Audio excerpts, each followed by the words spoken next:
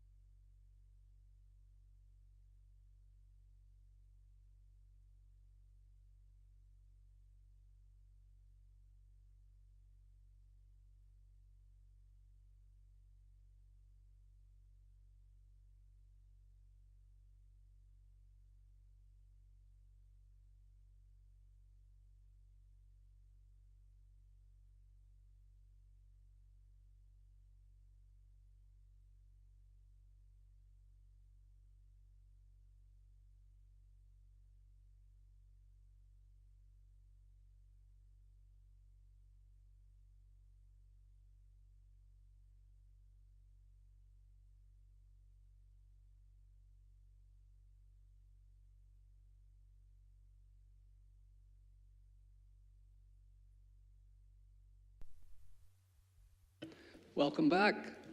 Please join me for a moment of silent reflection.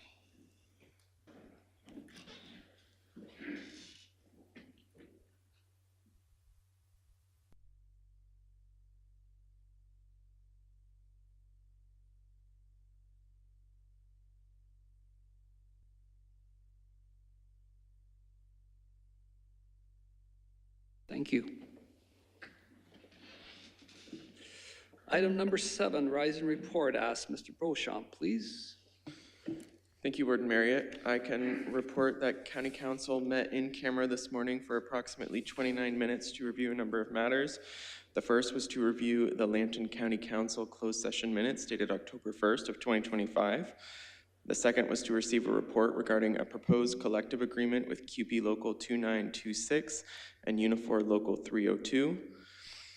Also to receive a report regarding personnel compensation matters, to receive a report regarding the potential acquisition of property in the city of Sarnia, and finally to review the Committee of the Whole in-camera minutes dated October 15th, 2025, which included a report regarding the acquisition of property in the township of Don Euphemia. Thank you. Thank you, Mr. Beauchamp. Today is Take Our Kids to Work Day. This annual event provides students with a glimpse into the working world, and for us specifically, the many ways municipal staff provide caring, growing, and innovative services to the residents of Lambton County. This day involves students from grade 9 spending the day in the workplace of a parent, relative, friend, or volunteer host, where they experience and learn about the world of work. We would like to welcome the group of students joining us today. There are 15 students participating throughout our county facilities. Some of them are joining us here for part of the meeting today, and others are watching online. Please stand and be recognized.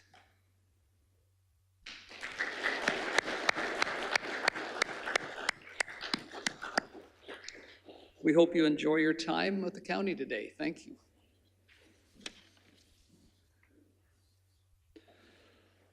Item number 8, presentations. Our first presentation is Melissa Fitzpatrick, General Manager, Social Services, and Ian Hanney, Manager, Homelessness, Prevention, and Social Planning, will present to Council an update regarding the Out of the Cold Overflow shelter.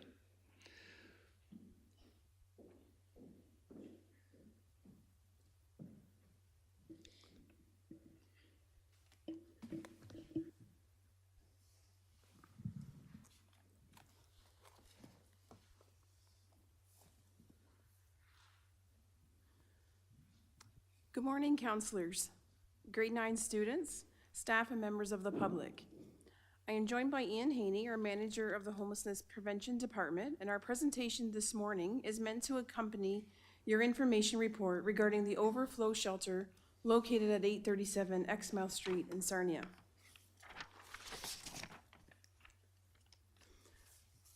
The presentation will give council a summary of the current state of homelessness in our community, summarize some of the mitigation strategies implemented to reduce impacts to neighbors, and highlight some upcoming housing opportunities that we are hopeful will reduce reliance on the Overflow shelter, leading to a possible closure. I want to start by acknowledging the frustration felt by our entire community regarding the issues surrounding mental health, the drug crisis, homelessness, and the lack of affordable housing. The issues surrounding housing and homelessness are complex, and response requires coordinated, strategic, multi-agency collaboration. Many community partners and community members are working tirelessly to respond to the needs of the community and to find long-term housing solutions. County staff and its partners work daily to balance the needs of those in our community, the needs of neighbors, of businesses, of community partners, and most critically, the needs of individuals and families experiencing homelessness. We rely on best practice solutions and on quality data to drive decision-making and respond to the homelessness crisis. I would like to note, related to data, as we share various points this morning, the county has achieved recognition from the Canadian Alliance to End Homelessness and Built for Zero Canada for achieving a quality by name list. This means our data has been verified, evaluated against a scorecard of dozens of criteria, and confirmed to be reliable and accurate. I would like next to speak briefly as to the why. Why does the Overflow shelter exist, and why has it continued its operations? The decision to open and continue operating the Overflow was not made by staff alone. It was informed by input from community partners, including police, who witnessed needs firsthand, as well as from elected officials and data on the number of people experiencing homelessness.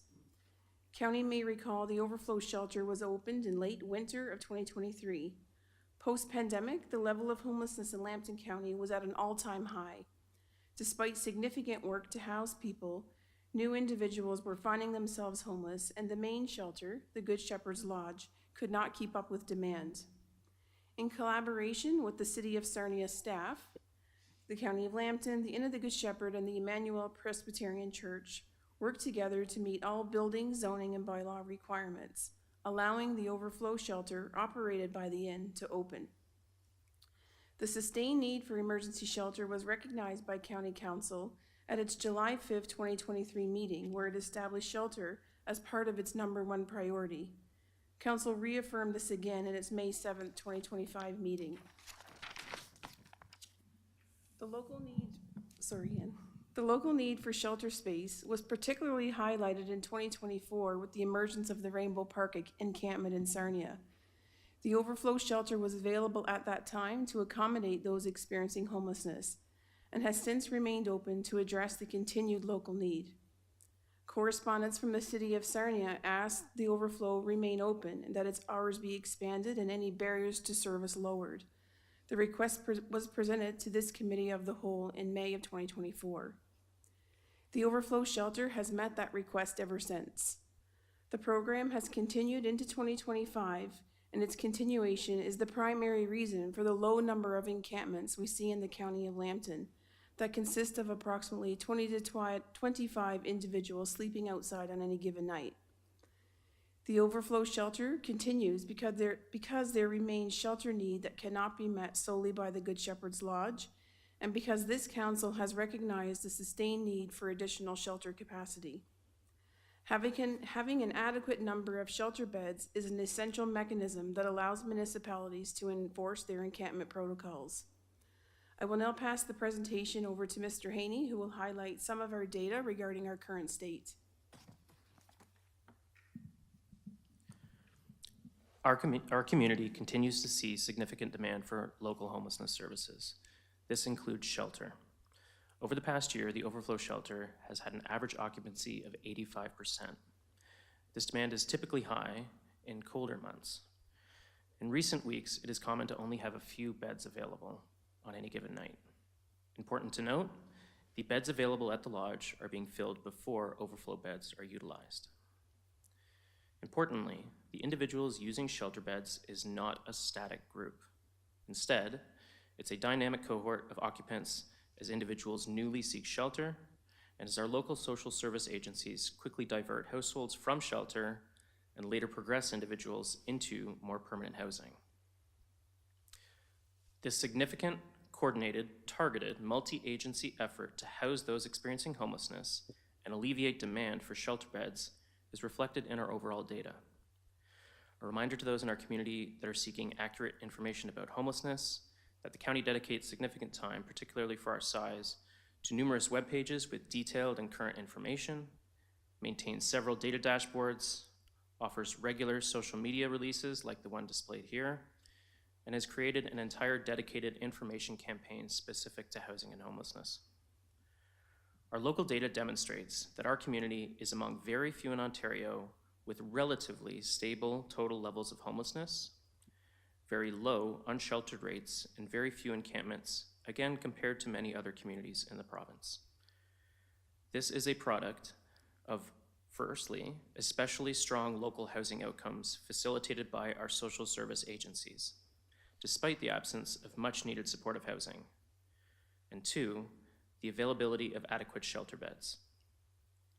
Demand is still very high. As an example, and as displayed here, in September, our system had an inflow of more than 50 individuals into homelessness. Within that same month, the county homelessness team progressed 23 individuals from homelessness into housing. This includes families and individuals regularly sleeping outside. Again, this is a particularly strong outcome for the size of our team. However, and resultantly, in September, we had an increase in overall homelessness. This highlights the breadth of local housing precarity and just how quickly demand and context can change.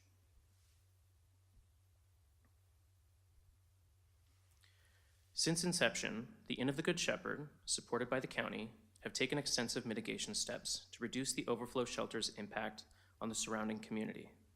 Included in today's council report, there's a brief that details these numerous strategies. Many are far beyond what is enacted in comparator communities, and much of it comes at great expense. As you will see, this brief includes many measures pertaining to substantial security and monitoring, environmental enhancements, cleaning measures, and much more. Just recently, all day programming has ceased at this location. This coincides with the opening of the Heart Hub. It is expected to significantly reduce the use of and traffic to and from this location. As an additional measure, while the shelter is closed, a security guard has remained posted exterior to the building that continues to monitor the property and conduct rounds to ensure there's no loitering. These strategies are guided by multiple crime prevention through environmental design assessments, CPTEDs you may have heard them called, completed by Sarnia Police Services. While many interventions were reduced at inception, they are frequently adapted to address evolving neighborhood feedback. The Inn of the Good Shepherd and the county frequently engage the neighbors. This happens formally through our regular meetings with the Melrose Community Group. We have another meeting coming up in just a few weeks. This team also very frequently engage nearby neighbors on an ad hoc basis, including making referrals as appropriate, responding to individual neighbor inquiries, and regularly offering direct mitigation efforts within their capacity as social service professionals. The dedicated on-site staff consistently strive to support and provide solutions to neighboring residents within the scope of their roles, despite challenging conditions.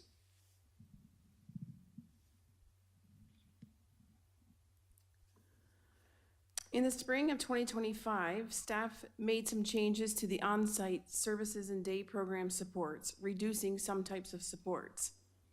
Since June of 2025, in a recent meeting with the Sarnia Police Services, we note from police data as well as from Lambton EMS CHIC team that there have been a decrease in calls for emergency services. It would appear that the changes to our on-site supports have reduced calls for emergency services over the past few months.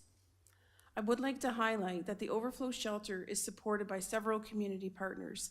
It is very much a collaborative, coordinated approach to supporting the service. Our partners at Lambton EMS and the CHIC team and the Sarnia Police Services Impact team offer significant proactive service in the area. Their presence at the site does not necessarily indicate that there is an emergency. As part of their community response efforts, CHIC and Impact staff frequently engage the area to build trusting relationships with our clients and to offer supports within their respective programs.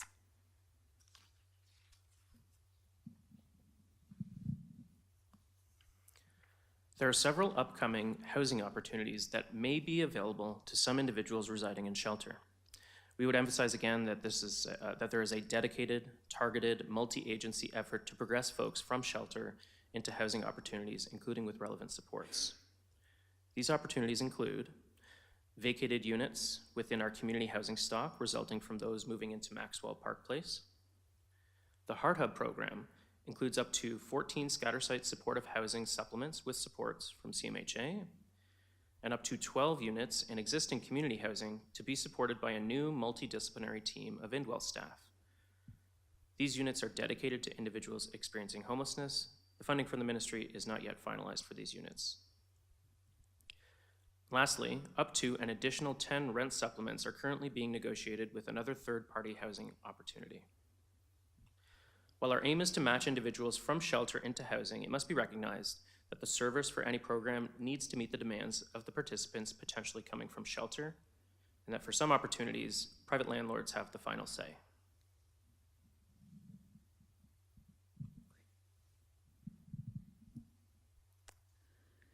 In summary, it is evident from the information we've shared this morning that at this time, there remains a high number of individuals living unhoused who require shelter.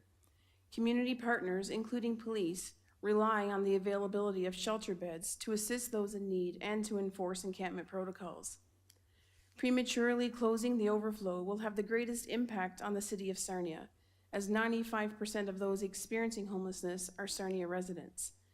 It would increase impact to the city and importantly increase risk of harm to individuals. As witnessed in other communities, insufficient shelter space would inevitably result in increase in encampments and an increased burden on emergency services. Staff have worked to reduce impacts to neighbors, and the strategies have so far seemed to reduce calls for emergency services. Additionally, the closure of the day program at 837 Exmouth Street will significantly reduce the volume of folks using the facility and limit hours of activity at the site, which ought to further reduce neighborhood impacts. Council has established shelter as part of its top priority. Staff continue to monitor need, balance community interest, and work towards an eventual closure. The decision to close Overflow is complex, and it will not happen in a siloed fashion. It will be planned, organized, deliberate, and in coordination with community partners so as not to create undue hardship on the community and on vulnerable individuals. With several imminent housing opportunities, we are hopeful that there will be reduced reliance on Overflow shelter. We have set an optimistic goal to wind down Overflow operations in the spring of 2026. Recognizing that this is a goal, we are cautious. Our long-term goal has always been to place folks into permanent housing and never to sustain a second shelter. We will continue to closely monitor such things as bed usage and inflow into homelessness in order to close the Overflow shelter as soon as reasonably and responsibly possible. Shelter wind down will be contingent on several factors, such as that the demand for shelter can be met solely by the Good Shepherd's Lodge, that the level of homelessness remains fairly stagnant, that is, we aren't seeing new folks entering into homelessness, and that there are adequate housing opportunities which result in housing placements for individuals living unsheltered. To conclude, we would encourage Council to connect to our Be Part of the Solution campaign and our website, which contains the data dashboard. It is updated monthly, and as previously mentioned, our data is proven to be accurate and reliable. Additionally, if anyone has questions or data needs beyond what's offered through these platforms, we would be pleased to respond to any specific request. I trust the presentation offered Council a complete summary of the report, but certainly we are happy to take any questions from Council at this time. Thank you, Ms. Fitzpatrick and Mr. Hanney, for your presentation. Councillor Dennis and then Councillor White, please. Through you, Warden Marriott. On page 64, it states the Heart Hub includes supportive housing units supported by a new local in-well team. It includes 12 units in existing community housing buildings that will be supported by a multidisciplinary team of in-well staff. Are these folks on the county payroll currently? Are they volunteers? Question 2, the 12 units in existing buildings, are these in Sarnia? Where exactly are these buildings? 3, also exactly are the 14 units in private market rentals? And 4, what if the funding does not come through? Thank you. Ms. Fitzpatrick or Mr. Hanney, please. Through you, Warden, to the Councillor. Indwelled staff are not County of Lambton employees and are not paid by the County of Lambton. They are professionals who are employed by Indwell themselves. As far as the location of our supportive housing units through the Heart Hub project, the location has not been announced. The supportive housing has not yet commenced, pending, of course, funding confirmation from the province. We have no reason to believe that the funding is in jeopardy. We've been verbally told that it's coming. It's just a matter of, I guess, delays with processing paperwork. So we are expecting confirmation of that portion of the Heart funding at any day now. Follow-up, Councillor? Follow-up, yeah. I understand that you are going to do your very best to close the Overflow shelter as soon as possible. Your predecessor stated actually that the goal was this fall actually, and you can understand the frustration neighbors. This started out as a temporary drop-in center. That was the intention of it, to get people out of the cold, and then in the summertime, get people out of the heat. Then it morphed into something bigger and much bigger. And so I understand that you want to, your job is to do what's best for the people staying at the center. But my job as an elected official for the taxpayers of Sarnia is to do what's best for them. The county has, quite frankly, created a powder keg, and there's no ands or ifs or buts. That place, Laurel Lee, has turned people's lives upside down, and we have to do everything we can to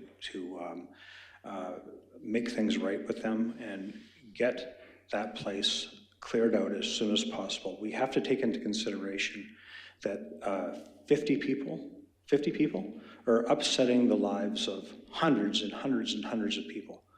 And you know, this is over 50 people. You know, you can't save people that are unwilling to participate in their own rescue. And it is causing tremendous strife for these people in the neighborhood. And that's something that I just rack my head against, that people seem not to care about. They don't seem to care about that. And this problem that's occurring, and it's not occurring because of tariffs, it's occurring because of bad leadership over the last 10 years. You know, a question, Councillor Dennis? Yes, I would ask that you get this darn place closed as soon as possible. It is destroying a neighborhood, and it's destroying and dividing a community. Thank you. I don't know if there was a question there, Ms. Fitzpatrick, but it's an ask. It's an ask from a councillor that was elected by the citizens of Sarnia to, you know, they don't seem to have a voice, and I'm giving them a voice. Like I say, I don't care if I'm offending people, but I was elected by people, and I receive phone calls on a daily basis from people upset, crying that their property or their neighborhood has gone all to hell. We'll move on to Councillor White, please. Sure, he'll kiss their asses. Councillor White, please. Thank you, Warden, and thank you, Mr. Hanney, Ms. Fitzpatrick, for the presentation. There is a line here in the presentation. This is I'll quote it, this is a dynamic cohort of occupants and not a static group. So what that tells me is that it's not the same people on a consistent basis, and that the problem is consistently evolving. I know there are certain shelters, we'll just say out there in general, in the province of Ontario, that consistently operate as emergency shelters but maintain the same cohort of people long-term, not necessarily operating as emergency shelters, but essentially just operating as a place to house folks without plans to move them forward. What I'm seeing here is that the county has consistently tried to house folks, to connect them with services, to move them through this unfortunate need for this overflow shelter with the goal of shutting it down. And I would agree with what was said, is that it was never intended in its original state to be an overflow shelter and then certainly not last as long as it has. So with respect to the fact that this is a dynamic cohort of occupants, it suggests to me that there is a bigger issue in our community and society as a whole that may continue to provide this type of concern for us to have to manage. So my question is, given that this particular site was never originally intended to become an overflow shelter, and then certainly not for as long as it has been. Are we at a point yet where we might have to look at long-term viability of providing this particular service and start to look at alternative locations in order to provide this type of service? So is there somewhere in the background work being done to perhaps, again, hopefully we can close this service through successful placement, but in the event that this is going to be a continuing need, despite all of the other additions to our community, like the Heart Hub and like additional housing coming online over the next few years, is there work being done as a measure of caution to provide a more suitable site for this type of service? Ms. Fitzpatrick or Mr. Hanney, please. Through you, Warden, to Councillor White. Our intention remains to close the second shelter as soon as possible.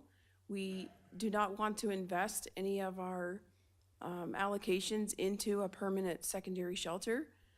As far as the process of opening a shelter, it is quite onerous and quite intensive. Council may recall from January of 2025 a motion that staff are to consult with all of our municipal partners for any future openings of a shelter site. So if we were to find a site that were approved by our lower tier partner, it would also require zoning, bylaw, building requirement improvements, a significant amount of expense that we do not have funds allocated in our budget to invest in opening another shelter. And also, it takes a long time. It took us 6 months the last time around to open Laura Lee, and it came at quite a cost. It was very stressful on everyone involved. And lastly, we have consulted with City of Sarnia staff a few times over the past year to ask for alternate locations. Is there somewhere else that may be better suited to a second shelter? And we were advised there are not. There were not any other identified alternate locations. So unfortunately, from our perspective, the overflow site at Laura Lee is what we have to work with. There aren't intentions to keep it open long-term, and there aren't intentions to open a second shelter on a long-term basis elsewhere in the community. Thank you. If there's no other comments, Councillor Bradley, please. Warden County Council. I'll avoid the political rhetoric. The key on all of this is very simple. The county has been very, very slow on getting out the gate on affordable housing.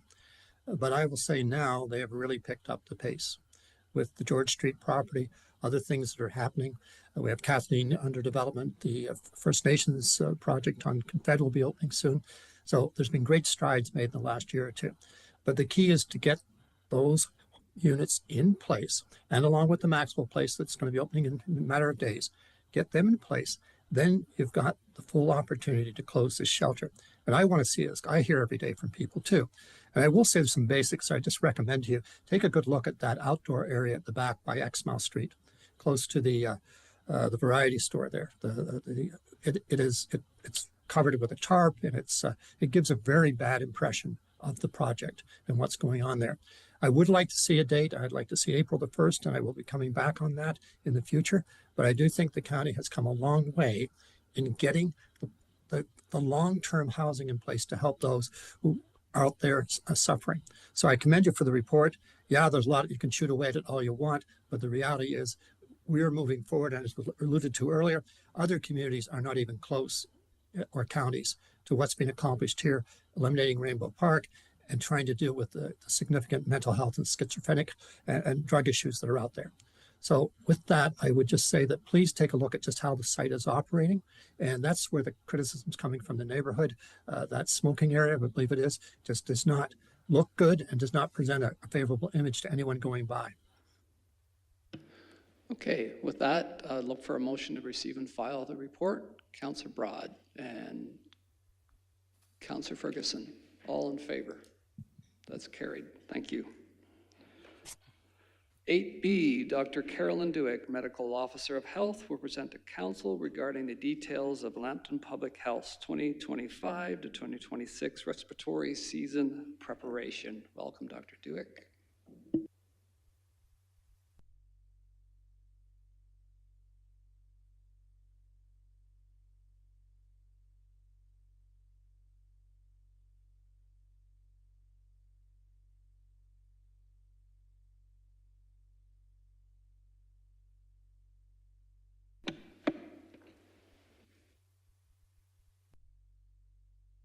Dear County Council Board of Health, today I am providing you an overview of the 2025-26 respiratory season from Lambton Public Health.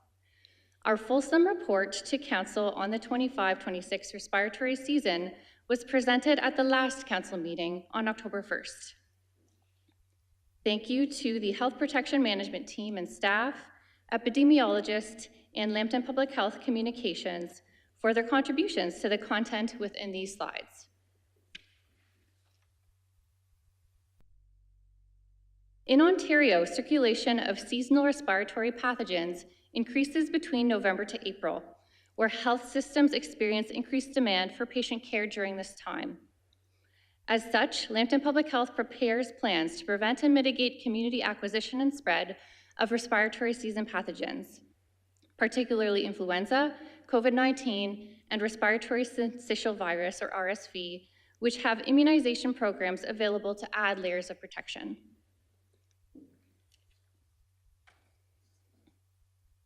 Public Health Ontario, or PHO, provides health system partners across the province with scientific and technical information each respiratory season.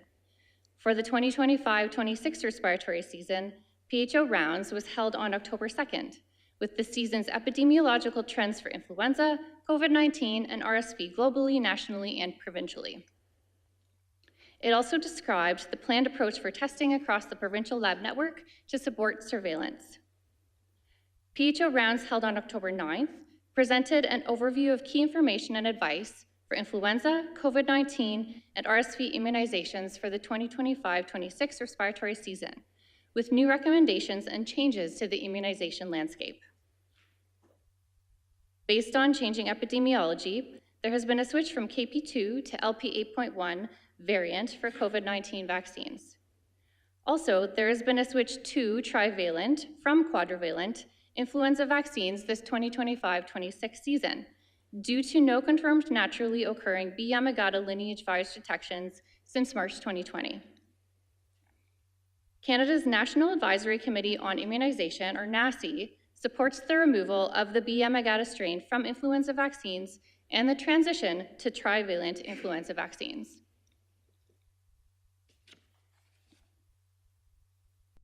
Lambton County respiratory rates historically have been a few weeks behind provincial rates. Thus, Lambton Public Health monitors the PHO Ontario Respiratory Virus Tool, updated weekly on Fridays with data up to the previous Saturday. PHO's data dashboard displays influenza, COVID-19, RSV, and other respiratory virus indicators. You will see on this slide a few screenshots of PHO's data dashboard for the October 5th to 11th surveillance week period. As of October 11th, provincial trends for influenza, COVID-19, and RSV were low, with activity projected overall to remain relatively stable over the upcoming 2 weeks to October 25th. For surveillance week October 19th to 25th, percent positivity at the provincial level was similar, with projections for COVID-19 continuing to decrease, influenza increasing, and RSV remaining stable over the next 2 weeks to November 8th. This PHO tool provides Lambton Public Health with situational awareness on provincial respiratory activity trends, laboratory testing, outcomes such as ICU and hospital admissions, and outbreaks. Information about this dashboard was shared on October 16th with health system partners through the Sarnia-Lambton Ontario Health Team Respiratory Preparedness webinar. The Lambton Public Health Seasonal and Ongoing Infectious Diseases Dashboard presents local epidemiological trends for respiratory viruses and other infectious diseases indicators.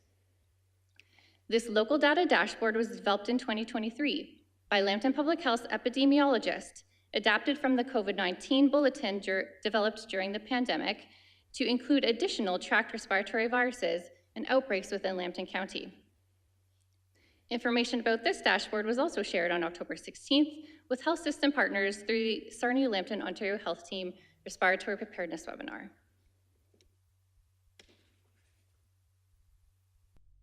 Planning for seasonal respiratory surges occurs annually, with public health respiratory illness prevention strategies highlighted in these next slides. Respiratory season preparedness at Lambton Public Health includes ensuring the currency and implementation of internal plans, policies, and procedures. Lambton Public Health also focuses on the Ontario Ministry of Health direction for local public health units to provide support for specific populations requiring mobile outreach and pediatric access. Lambton Public Health reviews the provincial seasonal respiratory pathogen guide from the Ministry of Health, delineating roles and responsibilities of each health system partner, including public health units. On October 16th, Lambton Public Health participated in the Sarnia-Lambton Ontario Health Team Respiratory Preparedness webinar to health system partners with information about respiratory virus data dashboards, Lambton Public Health Infection Prevention and Control, or IPAC Hub support, and respiratory season vaccinations. Lambton Public Health serves as the local IPAC Hub, with more details following. As the local infection prevention and control hub, Lambton Public Health provides professional staff and resources to enhance IPAC practices in community-based congregate living settings, funded by the Ministry of Health and funded by MCCSS.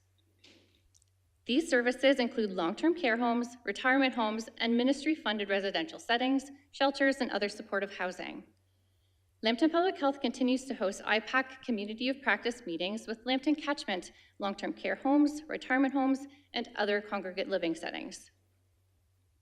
These Community of Practice meetings support facilities' IPAC practices, assist outbreak management preparedness and capacity, and assist common guideline interpretation. These meetings continue regularly throughout the respiratory season. At the end of August, Lambton Public Health teams begin meeting with each facility to review and assess their respiratory season plans.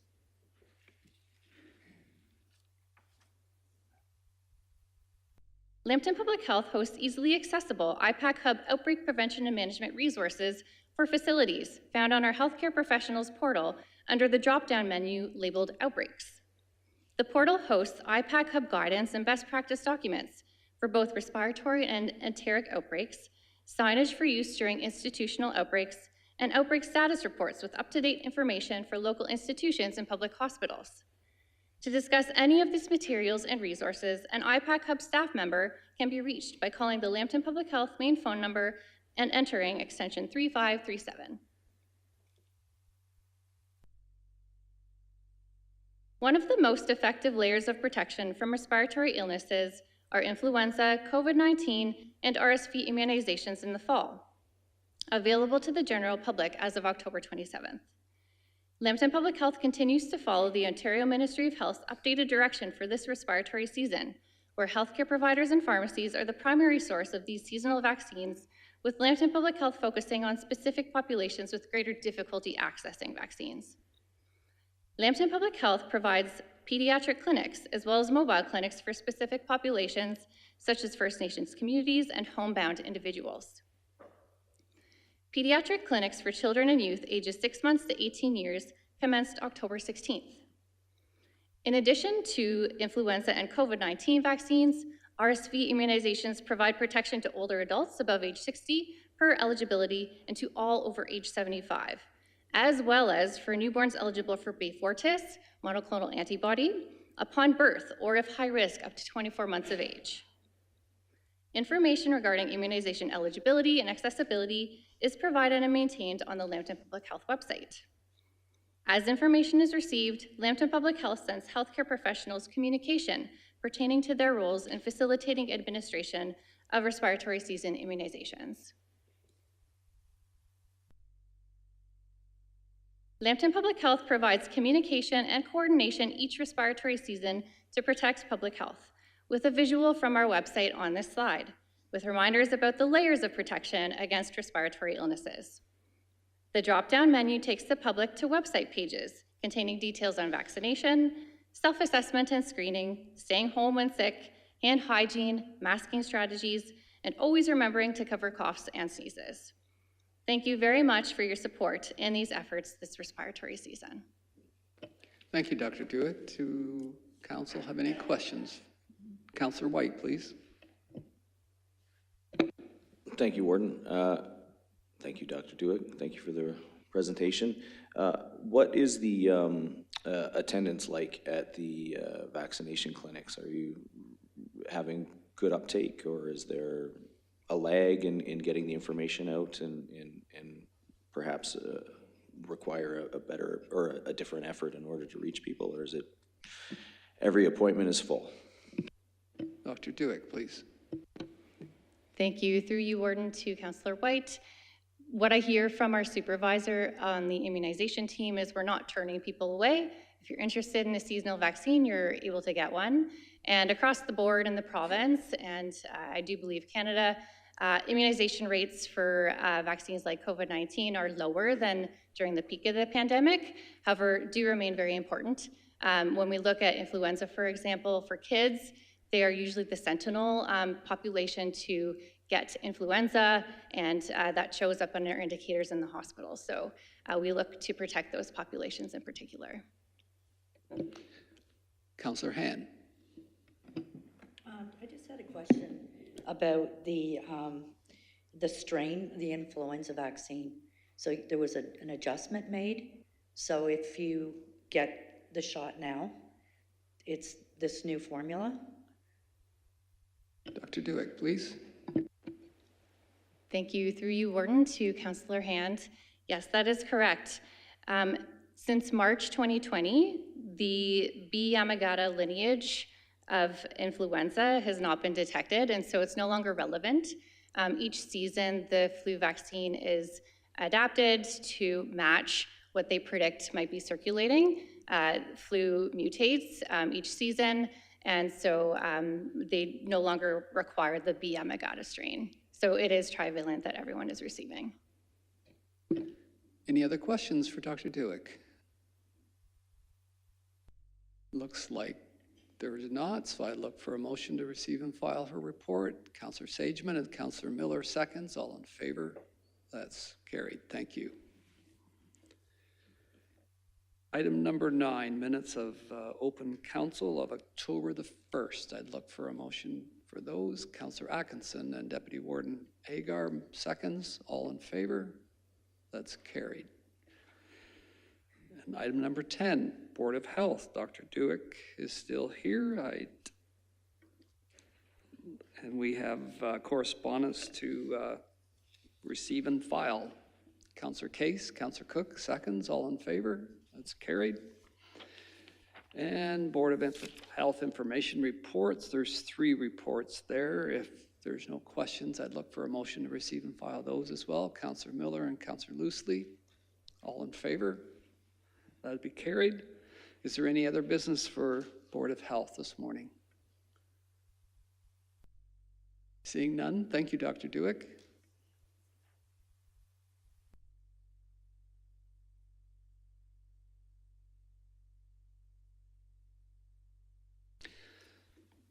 Brings us to item number 11, correspondence. We have one correspondence here to be received and filed from the Jan Simpson.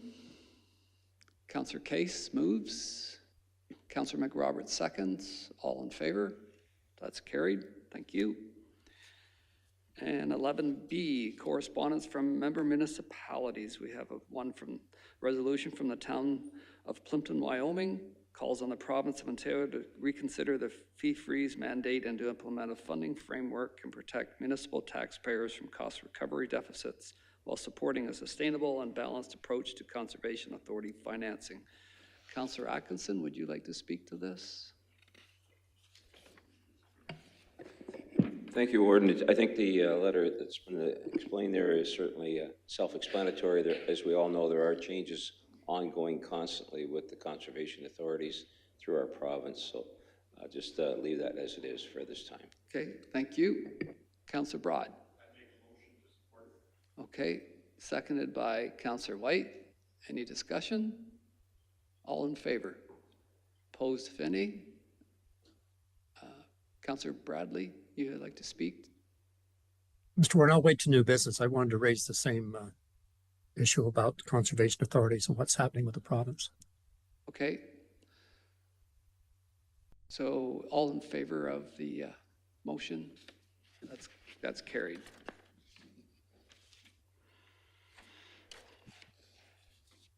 Item number 12, information reports, social services, information report dated regarding out of the cold overflow shelter. Look for a motion on that. Councillor Case, Councillor Cook, Councillor Bradley. And we put on the record that we're aiming for an April 1st closure, subject to other circumstances that may occur. So at least we have a goal to try to meet. And if it's not met because of circumstances in the community or the economy, I fully understand that. But I'd like to move that we try to aim for April the 1st to close the shelter and hope that all the other initiatives that are outlined earlier will have had such an impact that we do no longer need this shelter. So I'd like to move that if there's support for it. We have a motion on the floor already. Okay, well, you could take this as an amendment if you wanted, or I can bring something separate.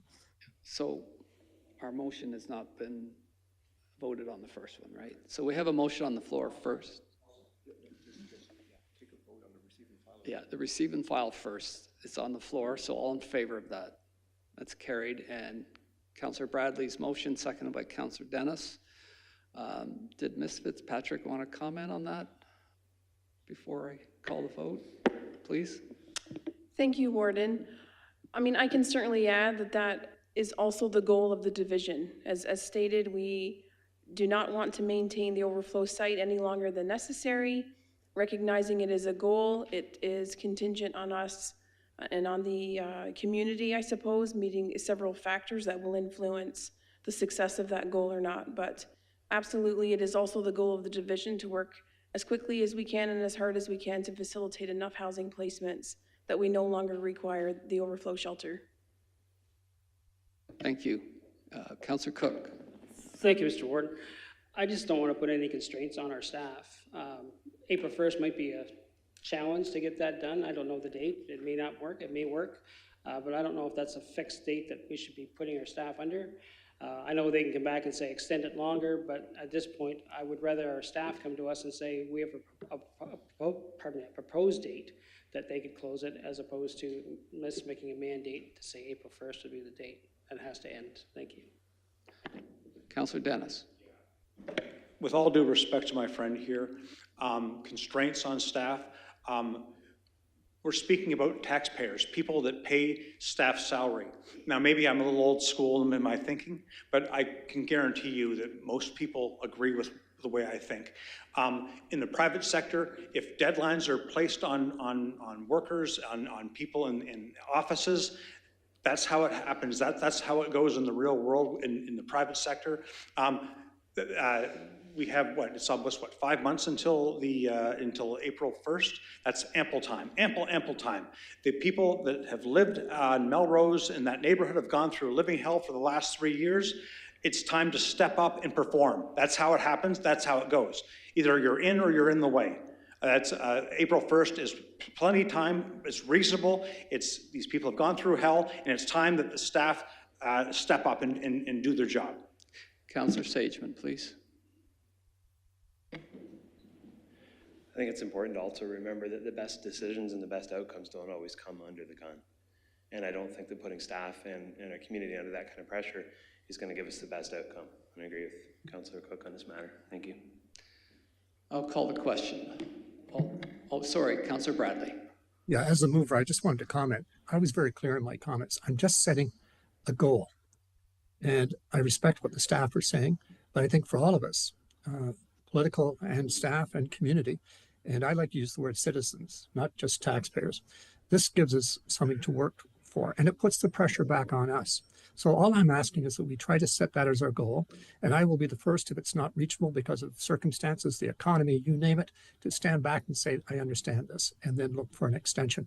But I do think it's important to have that. And I would ask the vote be recorded, Mr. Warden. Okay, request Deputy Mayor Agar.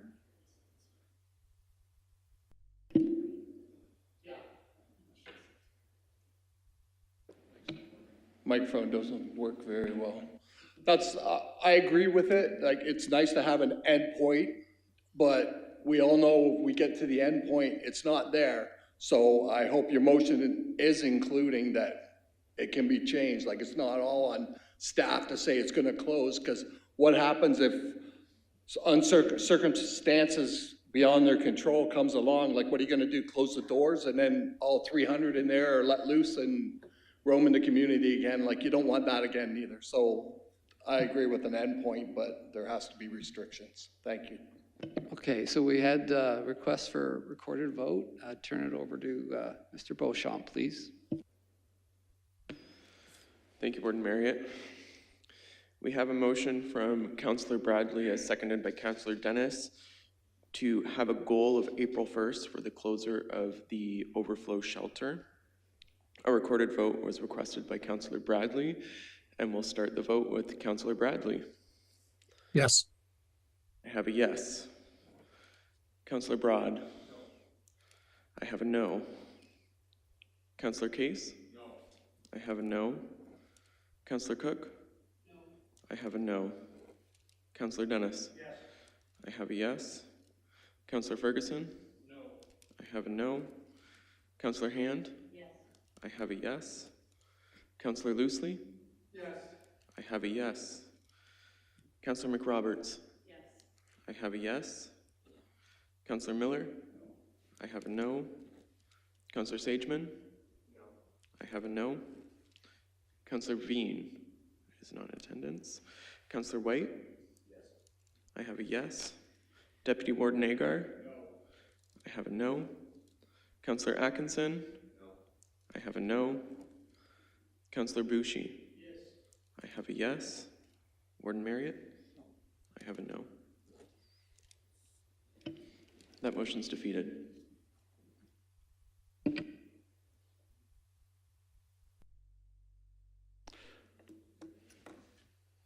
Okay, moving on to item number 13, items not requiring a motion. We have 3 sets of minutes here, and I'd look for a motion to receive and file those. Councillor White, and seconded by Councillor Bouchy. All in favor? Opposed, if any? That's carried. And committee minutes. Instead of reading each motion, I'll just go through them, and if any councillor has an issue with or any questions. I wonder what's going on down at the river. Motion number 1 and 2 is from Infrastructure and Development Services. So is 3 and 4. Under Public Health Services, 5 and 6. Long-term care is 7 and 8. Finance, Facilities, and Acquisitions is 9. Social Services is number 10. And in-camera was 11, 12, 13, and adjournment was 14. So I'd look for a motion to adopt those minutes. Councillor Miller, seconded by Councillor Broad. All in favor? That's carried. Thank you.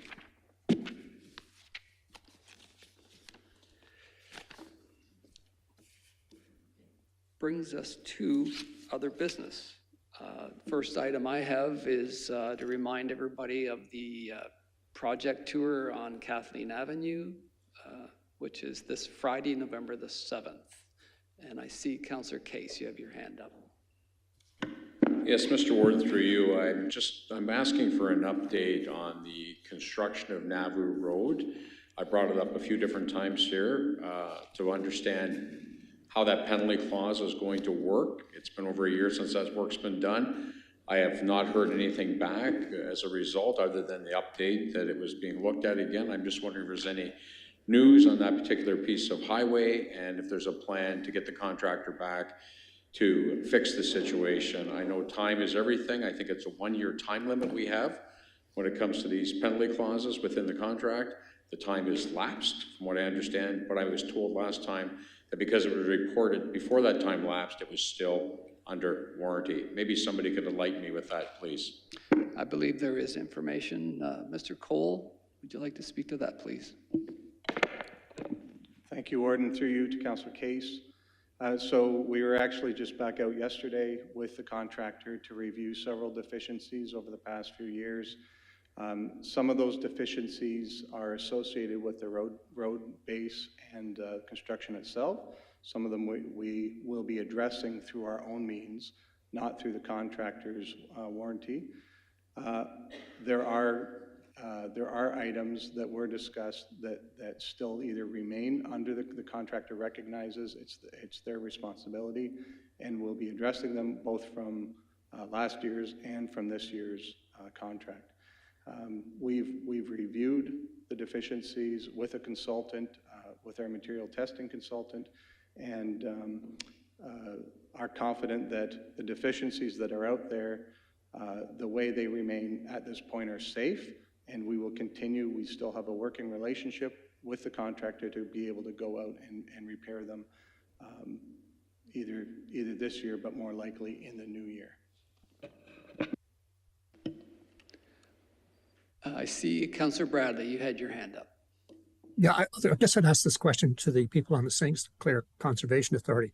Are you planning a coordinated response to the massive changes the province is proposing? There's going to be significant consolidations across Ontario for conservation authorities. And if not, I'll bring a motion to this council for a report back. Is there anybody that wants to speak? It's Councillor Broad, please. Thank you, Warden Marriott, Councillor Bradley. The devil's always in the details. All I've seen so far is very vague information that they're dropping the number of conservation authorities, going to accumulate them into 7. I think we should wait till the information comes what exactly is going to happen, because right now it's just business as usual because no one knows what's going to happen. So pretty hard to comment on it until we get the information. Okay, I accept that, and I thank you for that, Mayor Broad. Councillor Moosley, you have. Yeah, thank you, Warden Marriott, and I agree with that. I think that'll be discussed at our next meeting, and I agree that let us bring that information back. Thank you. Okay, thank you. Is there any other business at this time? Seeing none, I'd move to number 16, Notice of Bylaws. Mr. Beauchamp, please. Thank you, Warden Marriott. It is moved by Councillor Ferguson and seconded by Councillor Hand that bylaw number 22 of 2025 as circulated be taken as being read a first and a second time. All in favor? That's carried. It is moved by Councillor Hand and seconded by Councillor Ferguson that bylaw number 22 of 2025 as circulated be taken as being read a third and a final time. All in favor? That's carried. I'd look for a motion to adjourn. Next meeting is for Wednesday, November the 26th at 9 a.m. I see Councillor Broad moves, seconded by Councillor Sageman. All in favor? That's carried. Please join me in the singing of O Canada.